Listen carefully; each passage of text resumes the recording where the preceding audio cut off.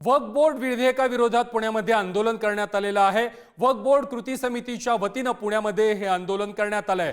विधेयकाच्या माध्यमातून सरकारचा बोर्डाच्या जमिनी या बळकावण्याचा प्रयत्न आहे अशा प्रकारचा आरोप देखील करण्यात आलेला आहे। वक्फ बोर्ड कृती समितीचा केंद्र सरकारवरती हा आरोप पाहायला मिळतो आहे।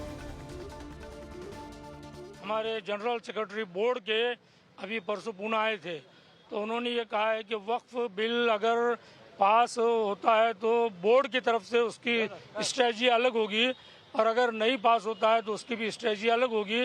तो मैं एक बोर्ड का मेंबर होने के नाते हम इस बात का इंतज़ार करेंगे मुस्लिम पर्सनल लॉ बोर्ड की तरफ से क्या आदेश आता है।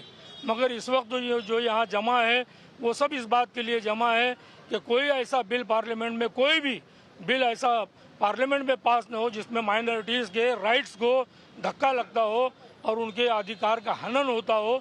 ये बहुत बड़ी बात है। आम्ही सर्वांची या ठिकाणी विनंती आहे की वक्फ बिल ते पारित झालं नाही पाहिजे।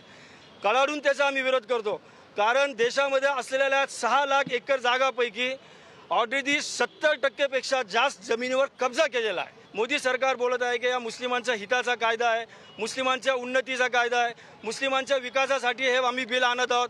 तर मोदी सरकारवर भारतीय मुस्लिम समाजाचा अजिबात विश्वास नाही।